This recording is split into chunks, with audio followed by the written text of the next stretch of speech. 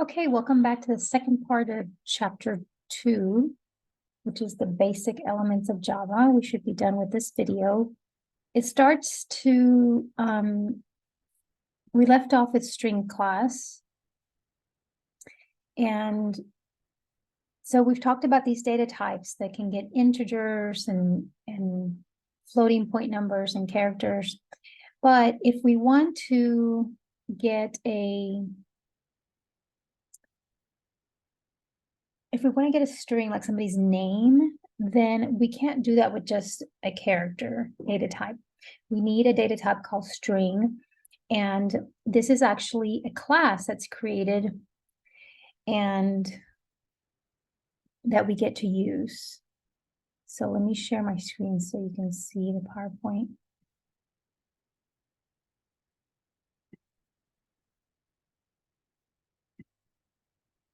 Okay, so we have class string, and it's used to manipulate strings like people's names and titles and things of that nature. Our string starts at 0. It can have 0 or more characters. If we have a string that doesn't have any characters, it's called a null string or an empty string. Our strings are enclosed in double quotation marks, which we saw in the previous video. Numeric strings consist of integers or decimal numbers. We can have strings of just letters, like a person's name, like Serrano-Correa.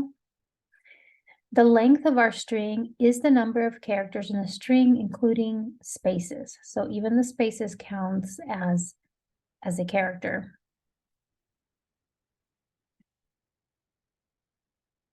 We looked at earlier how the operator plus can be used to concatenate two strings or add two strings together. So if you have this string called the sum equals, and you put a plus and a 12, then you're just adding the 12 next to this space. And here you're just adding the 26 next to the 12. You're not adding the two numbers together. You're not doing like 12 plus 26 and getting 38. You're just concatenating or putting the strings side by side with the plus sign.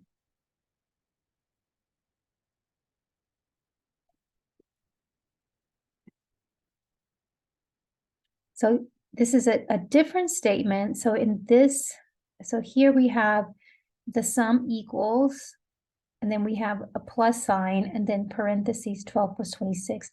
In this statement, because of the parentheses, you first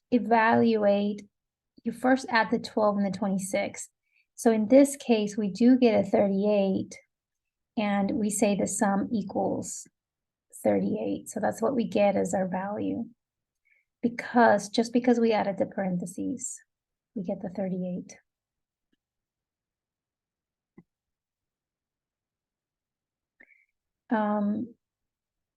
One thing that it did not show in here is when you look at strings, like if you have the string Jeanette, the G would be would be your first character, but it's actually we start at 0, so it's the first character, but to access that G, it would be at the 0 place, and we'll look at that later. But there's a nice little picture in your book.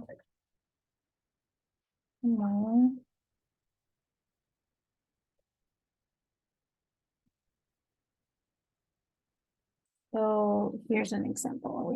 My PowerPoint doesn't have it. But here at the bottom, it says Sunny S is at character 0. Nice little picture there.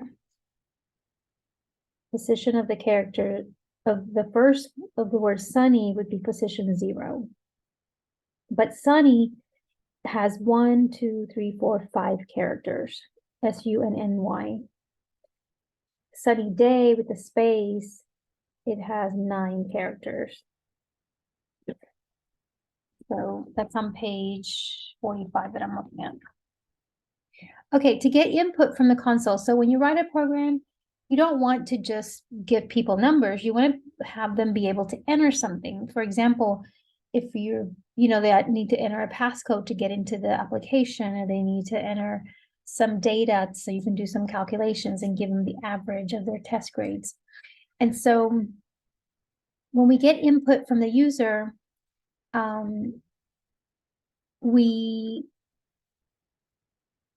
can do something, we can define a variable, and I got a little bit ahead of myself when I did this, and I showed you this, because here we were defining an integer. So you have to define a variable to be able to get input from the user.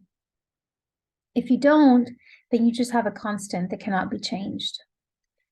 So here we're looking at name constants, where we actually decide, like, I really need a constant. I need to define something that I don't want to ever change in my program. For example, the tax rate, the sales tax rate would be something that doesn't change for many years. And so the sales tax rate would be something that is constant throughout a company that's doing point of sale systems.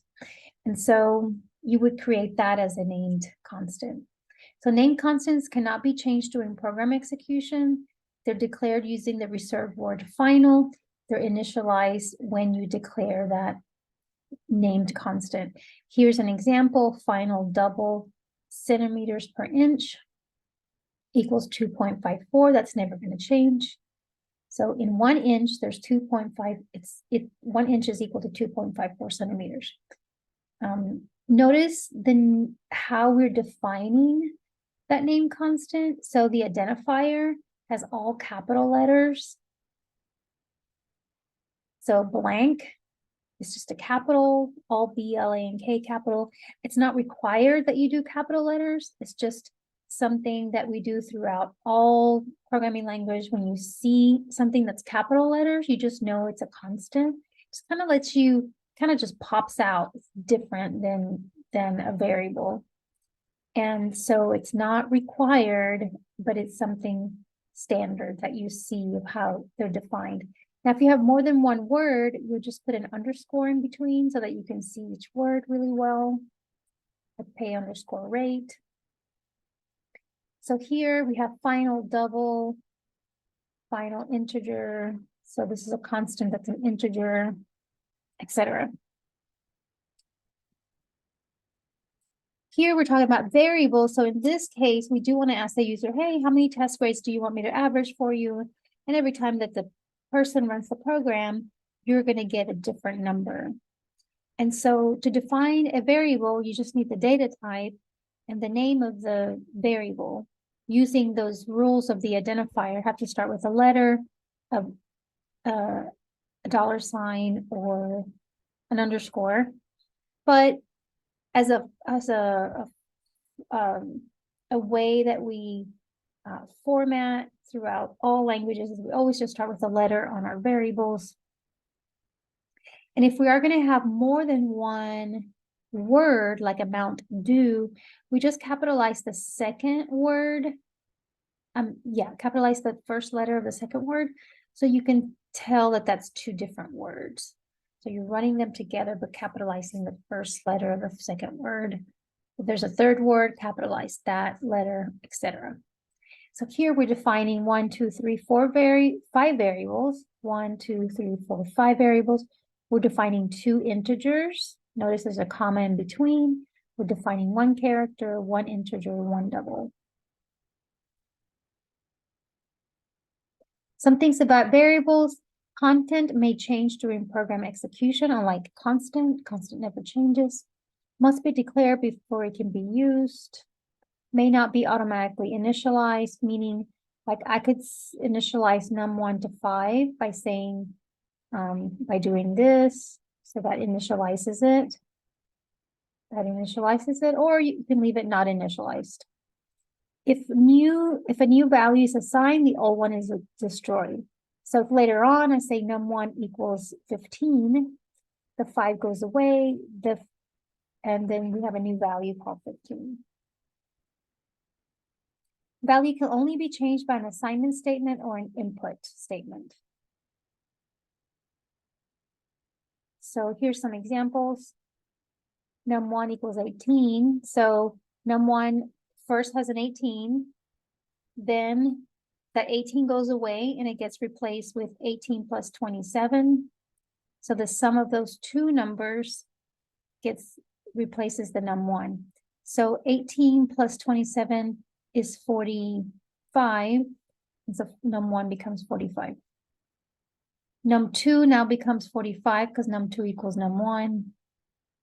Num3 is 45 divided by 5, which is 9.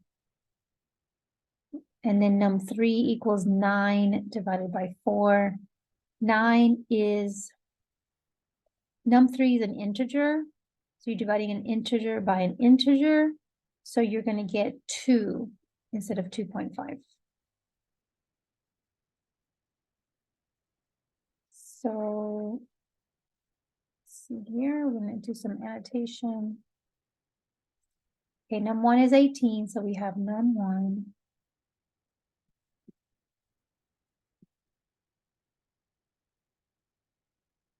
And then we have num2. I'm going to put in num2 like this, num3 like this, okay? Just so it'd be easier. Gives me more room. So num1 is 18. Num1 equals 18 plus 27. So we said that now this goes away and this becomes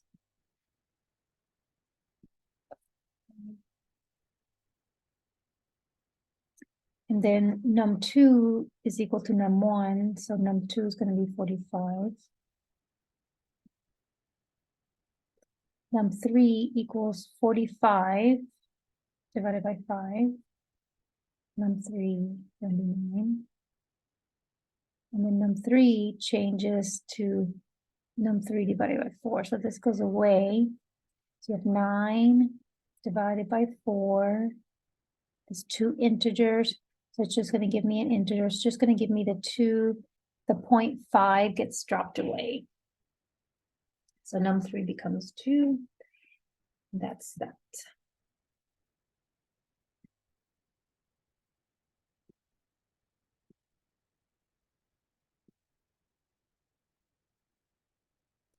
Values of the variables num1, num2, num3. Oh, so this here goes through what I just did. And it shows you those different steps. So first, num1, num2, num3, they're not empty. When you define a variable and you don't assign it a value, it grabs junk from memory. So if you grab memory and there's stuff in there, old values, and that old value is going to be in here. So you don't really know what's in there. That's why there's question marks. But then once you assign that 18, then there's a value in it. And then num1 becomes 45. Num2 becomes 45 also. Num3 becomes 9. Num3 becomes 2 because you're dividing 9 divided by 4. So this basically does what I just showed you a minute ago. Okay, to get input from the key, from whatever thing you're trying to get input from, could be a keyboard or whatever it is, we're whatever the input stream is going to be, we're going to use system.in. Input numeric data to programs separated by blanks, lines, or tabs. Okay. So what that means is like if you want to input two numbers, you can either ask for system.in twice, or you can put spaces in between and get or tabs to get the two inputs. We'll go over that in a little bit. Okay, to read data, create an input stream object of the class scanner. All right, so we've talked about classes. We haven't really talked about what a class is, and there's a whole chapter about what classes are. But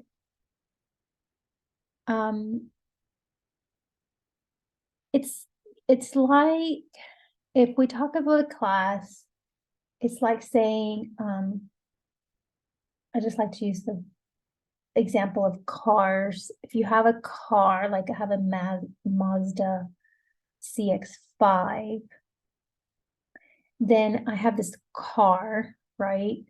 And it's a Mazda. And but there's many Mazda CX-5s out there, right? Thousands of people drive Mazda CX-5. So Mazda CX-5 could be my class. And then if I create one Mazda CX-5, then that's one object.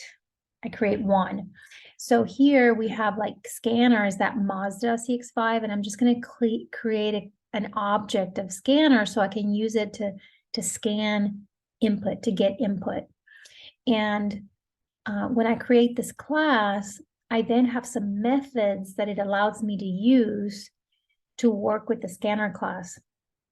And my methods are next, next line, next int, and next double. So each one of these allows me to get something different. Next allows me to get a string. Next line allows me to get everything until I press the enter key or at the end of the line. Next int allows me to get an integer. Next double allows me to get a floating point number. So here's how we use it. First, we have to create an object, a scanner object. The way that we do that, objects and classes will make a lot more sense when we talk all about classes. So we have static scanner console equals new scanner system.in. So just type this just like it is. Notice new is a reserved word. New is going to create a new scanner object. Console, this word right here can be anything. This is the name of your identifier. So this is, you could call it X for all it cares. So this here, the word console is just the word that you decide what you want to call it. Everything else has to stay the same, okay? So here we have an integer called feet, an integer called inches. And let's say that the user wants to enter a 23 and a 7 for the feet and the inches. Then we would say feet equals console.nextInt. Inches equals console.nextInt. Because we're getting two integers. Here it's showing you how you can use these increment and decrement operators with variables. So plus variables adds 1 to the variable. And this subtracts 1. So this adds 1 and this subtracts 1 from the variables. And then we'll do some tests and we'll look and see what the difference is between putting it in front versus putting it behind. Output, we've looked at, different ways that we can output. Here, if you use a print versus a print line, a print does not give you a new line after it outputs. So here it would print the string and then the next string would be like next to it. So this just gives you a new line. It's like pressing the enter key on your keyboard.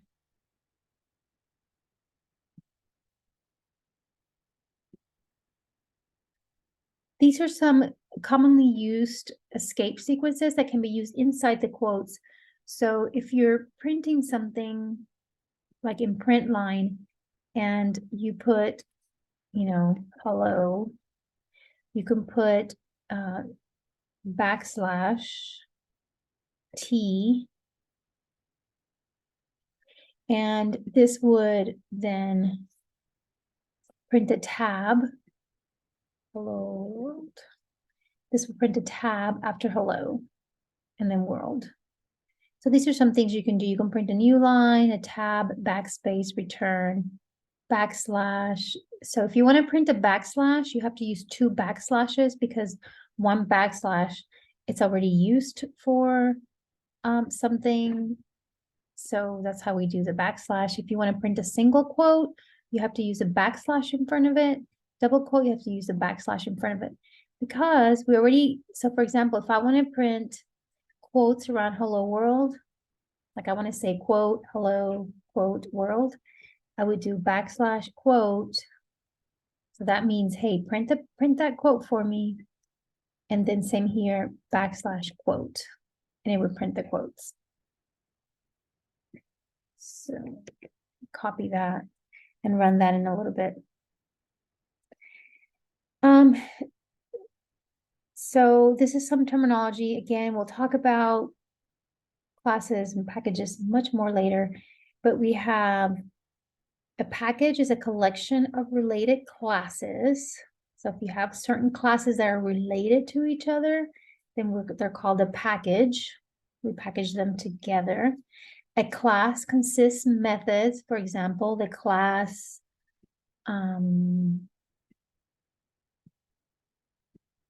scanner allows us to use the method next int.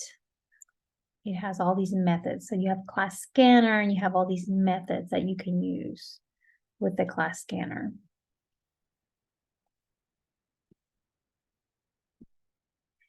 And then we said what a method is. It accomplishes a specific task, like getting the next integer or getting the next double.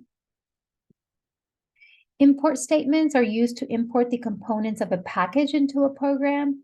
So if I want to be able to use that print line and the system, let's see here, .out.println, and I want to use the system.in, then I have to import java.io. And I'm going to use the asterisk. The asterisk imports everything from this package. So I get all the input and output classes that help me to be able to print and get input from the user. Primitive data types and the class string are part of the Java language. You don't need to import anything. So the primitive data types, remember, int, char, long, short, all those are primitive data types, double, float. And also class string is just included and not part of a package that we have to import. So if we look at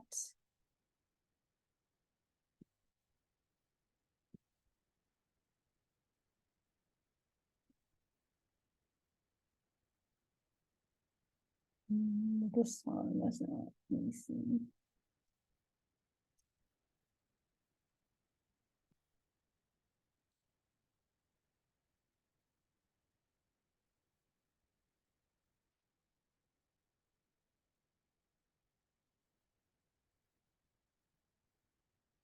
Okay, well, we'll look at that, the import later. So creating a Java application program, we talked about the syntax of a class. So here's the class name. And then here's the main method.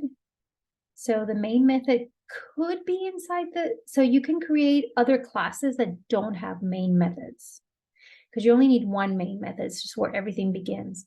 So you could have other classes that have class members like methods and variables, etc., that don't have a main. But your main program will have a main method that then can create objects of these other classes that you create. Confusing until we get there. Okay, but this is main, and then here we have the body of our main method. Don't forget your open and curly braces, no semicolons at the end of these. Debugging, when you type a program, typos and unintentional syntax errors are likely to occur. Therefore, when you compile a program, the compiler is going to identify the syntax errors. So the syntax errors are errors of just like you misspelled something or you typed something wrong, you forgot a semicolon. Those are syntax errors. And you'll see that as I show you examples, as we begin to program, you'll see me make syntax errors because I mistype something or I do it wrong. And those are great because you get to see what kind, what the error is and how to fix it. We also have errors that are called logical errors. And logical errors are things like, oh, I meant to say if he worked 40 hours or more, then he got overtime pay. But instead I wrote, if he works more than, if he works 40 hours or less, he gets overtime pay. And so that would be logical error. That'd be me using less than versus greater than. The wrong, it's just logic is wrong, okay? Logic is really important when programming. Okay, so here's where we import. So we import right above the class. And then here it's using scanner console, and it's using, so to use scanner console, we need to import java.util.asterisk. And then we have void main, blah, blah, blah. We're creating a variable. Oh, so there's some errors in here. It looks like it's showing you. So here's an error where we don't have a semicolon after int. So we need a semicolon there.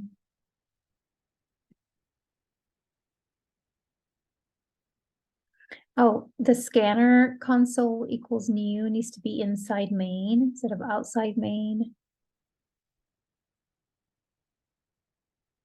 Here, temp num is not defined, so we have to define it. It's going to give us an error. And then here we're forgetting there needs to be a plus, no plus here, the plus goes in here. And there needs to be a plus right there. So here, the first error that it gives you is that semicolon is expected. So you just know to put a semicolon right there.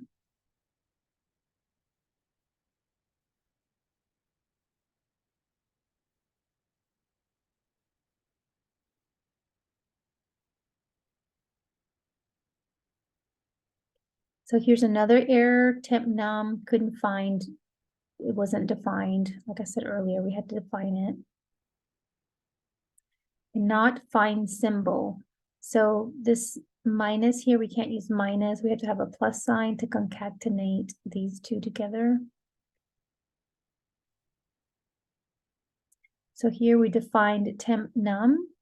Now we can use temp num. So it doesn't like that minus sign. So we changed it to a plus sign.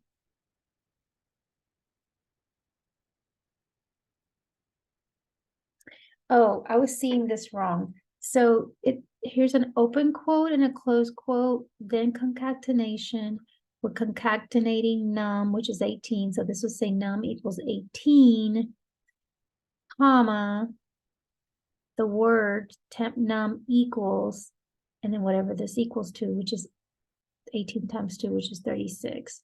So I thought this was an error, but it's not. It's this quote belongs to this quote. This quote belongs here.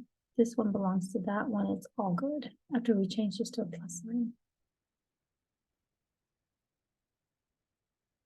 Let's see what it says.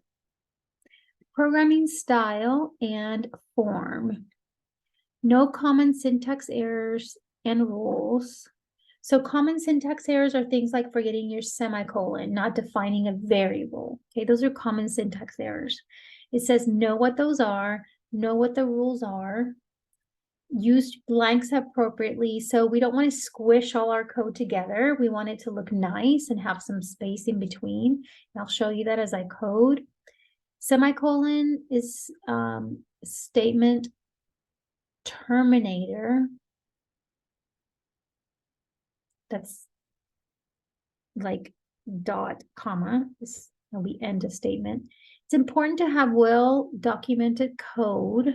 So it's really important when you work in corporate that you document your code. You say, what are you doing here in this block of code? Because what happens is you create a program, but somebody comes in and has to make edits to your program or has to debug your program. And so they have to be able to read it. And it really helps people if you've commented and put comments so that you can talk about your thought process. there's a good practice to follow traditional rules for naming identifiers. So it's a good practice to start all your variables with a letter, to name them names that are practical. If it's the sum, name it sum. If it's the average, name it average. If it's the pay rate, name it pay rate. Traditional rules like constants are all capital letters.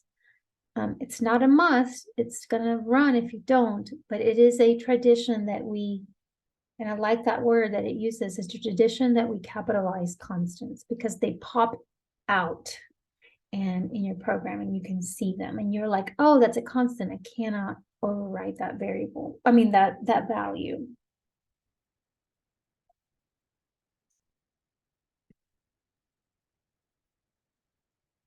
Avoiding bugs, consistent, proper formatting, and code walkthroughs. A code walkthrough in corporate, this is something that people actually do. When you're part of a team, you get to walk through people's code. You get to walk through your code first, and then you get to walk through other people's code and give them, it doesn't happen for every program that you write, but just once in a while, we'll walk through code and give programmers feedback on what they can do better. You know, what is something that's confusing, or why did they do it that way, or if it's not efficient enough, etc. So it's kind of like when you're a writer and you have people that edit and write your code.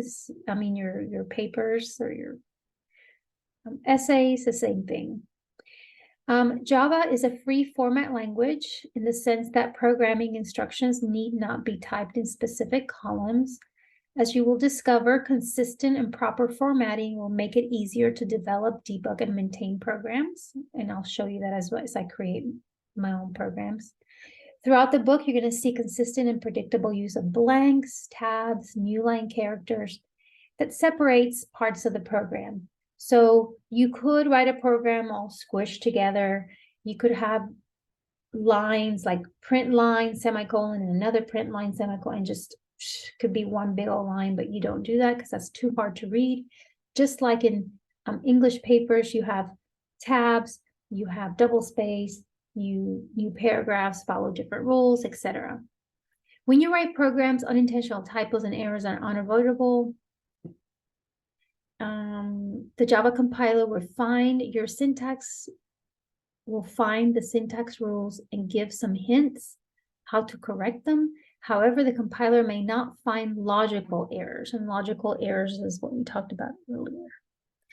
So it's good about finding your syntax errors, but not your logical errors.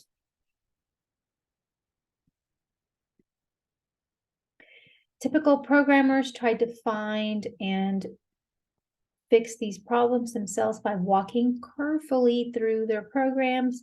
Sometimes after multiple readings, the programmer may not be able to find the bug because the programmer may overlook the piece of the code that contains the bug and therefore may seek outside help. It's really funny. It's just like when you edit an essay, you don't always find all the problems. Somebody else comes in, they edit, and they find other problems. Same thing with programs. Sometimes you know there's an error, the program is telling you there's an error, and you just cannot find it. You look at it and you look at it and you cannot see the error. For some odd reason, you've stared at it too long and it looks correct. If you'll ask somebody to look at it, it's so funny because as soon as they start to look at it, you're like, oh, there's the error. Like all of a sudden you see it from their eyes and it's easier to find. If your program is properly formatted and you have used good names for the identifiers, the person reading your program is going to have an easier time reading and debugging the program. So again, if you want to find the average of 5 test grades, don't say X equals A plus B plus C plus D plus E divided by 5. Say average equals test 1 plus test 2 plus test 3 plus test 4 plus test 5, all divided by 5. It's just easier for people to understand. Before you seek outside help, let's go back. You should be prepared to explain what your program intended to do and answer questions raised by the person reading your program. The examination for your program by yourself, by another person or a group, is a walkthrough. A walkthrough is helpful for all phases of the software development process. So we talked about what a walkthrough was, and you just have a team of people dissecting and looking at your code. So here's some different ways that we can assign values to a variable. We can say variable equals, and then have some kind of calculation that we assign it to. This here, what this does is this is the same thing as this. This is a shortcut.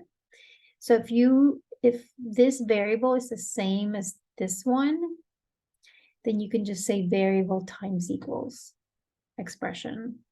Or if this is a plus, you can say variable plus equals expression. Don't worry too much about this. We'll use it later. Here's a plus equals.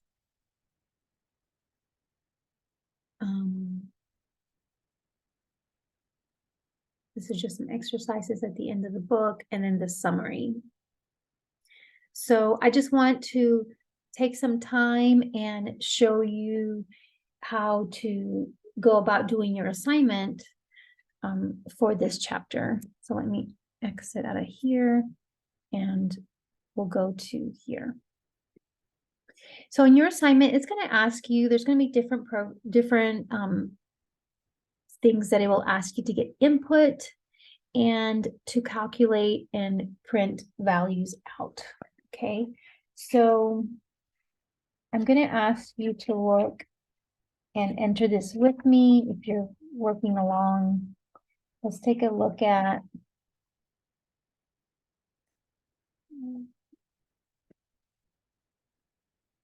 your programs are going to look like.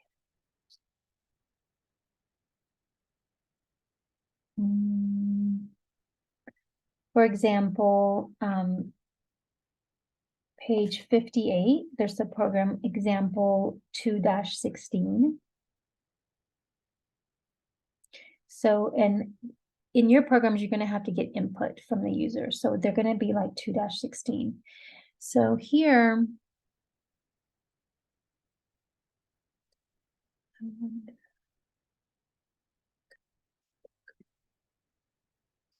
I'll play with it later.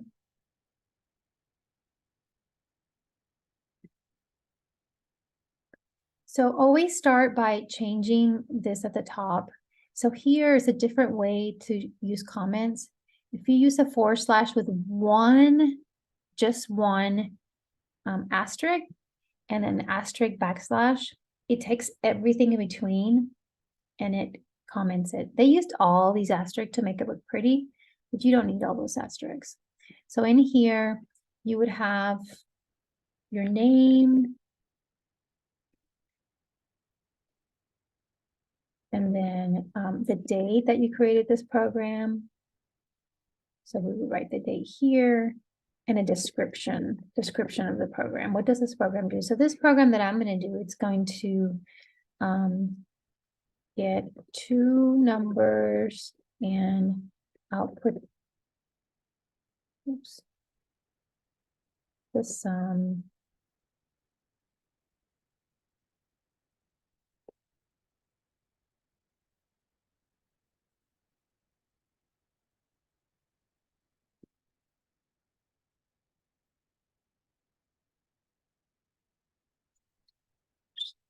Okay, so again, I don't have to have all these asterisks here. To show you what I mean. So I could do that, and it just takes all this and it keeps it as a comment. So notice the color, it just means it's a comment. Okay, so the first thing that I want to do here is when I'm asking for the user to enter 2 numbers, I'm going to not just use the input statement, I'm going to actually ask them to enter it. So I'm going to say, that way they know what they're supposed to enter. So I'm going to say enter a number. Now, when I say enter a number, they can enter a number with a decimal or without. I don't really know what they're going to enter, so I'm going to allow for either one of those. Enter a number. And then I'm going to ask them to enter another number. System.out.print line. Enter a second number.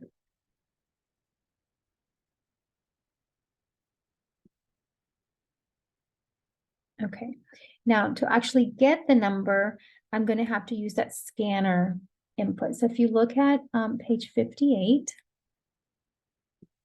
the first thing I'm going to do is I'm going to create my object. So static scanner. Remember, they call it console. You can call it anything you want. So console means that you're getting the input from the console. So I'm typing it in.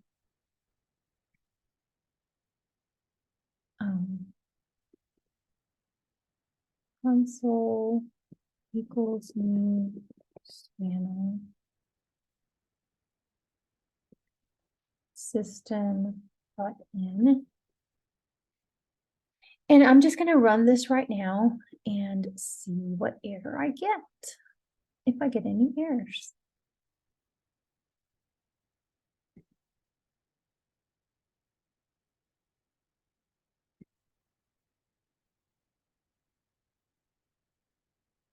So I had it kind of blown up so you couldn't see the errors down here. So it says, second.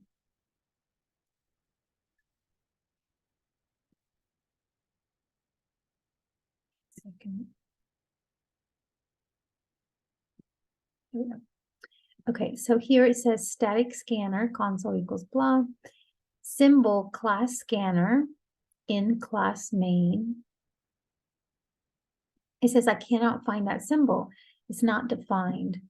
And so the reason is that I haven't imported the package that defines the scanner class. And so I'm going to import the java.util. Can't type, sorry. So this utility package is going to contain what I need to make this work. So right now it just outputs enter a number, enter a second number, but it doesn't actually let me enter the number. That's because I haven't done that piece. So here I'm going to say system for first I need two variables to hold my numbers. Okay, so let me do that first. And I'm going to define them as doubles because I don't really know what kind of number they're going to enter. Num1, num2. And then here, I'm going to say num1 equals console dot, and I'm going to grab a double. And I'm going to use a double because I made this a double. And even if they enter the number 1 or the number 10, it just gives me 10.0. So it's not a big deal. Okay. And then I need parentheses. This is a method. So doubles and methods always have to have parentheses. So print line is a method. So it has parentheses. Main is a method down here, right here. So you have parentheses. This here is just the name of the class. They called it main, but it's a capital M, so it's different than this one. This one right here. Okay, so here I'm going to do the same thing. I'm just going to copy and I'm going to paste. And instead of num1, I'm going to call it num2. And then I'm going to run it. So it's enter a number and see it's blinking. And so I'm going to enter the number 10, and maybe the next number I enter 13.5. And it doesn't do anything because I haven't done anything with it. I didn't print it out for me to see those values. But I do want to show you something. Notice how the it's asking me to enter the 10 and it's under that print line statement. If I do print and I run, it blinks next to enter a number. So that's because it doesn't give me a new line. So now I can enter 10. So it just depends on where you want it.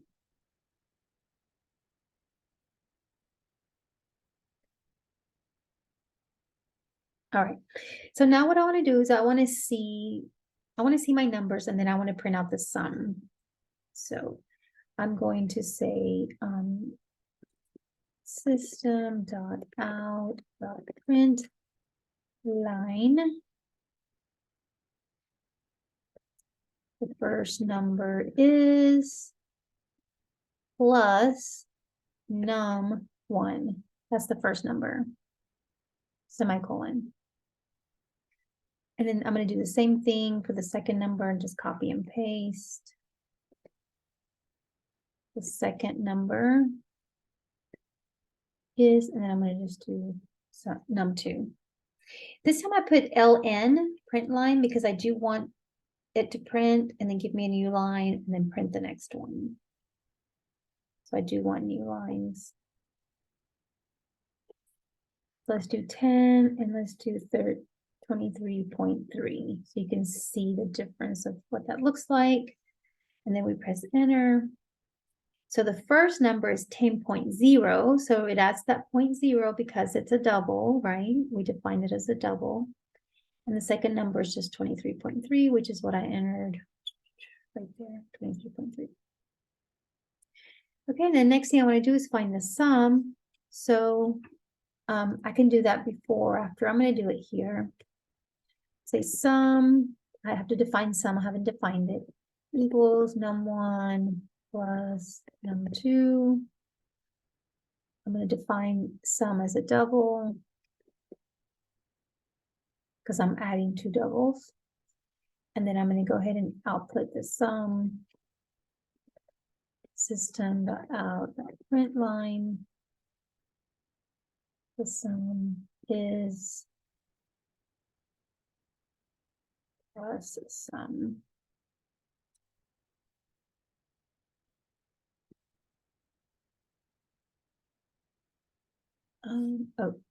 So it says package system does not exist. So I misspelled system. See, a lot of times it has to be with misspelling. System, and just has to do with typing.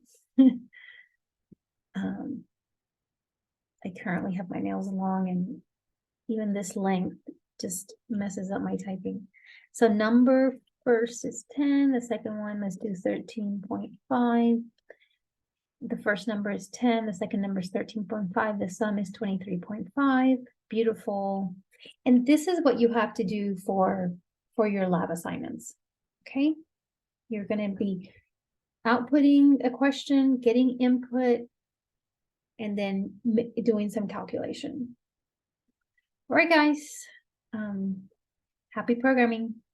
If you have any questions. Thank you.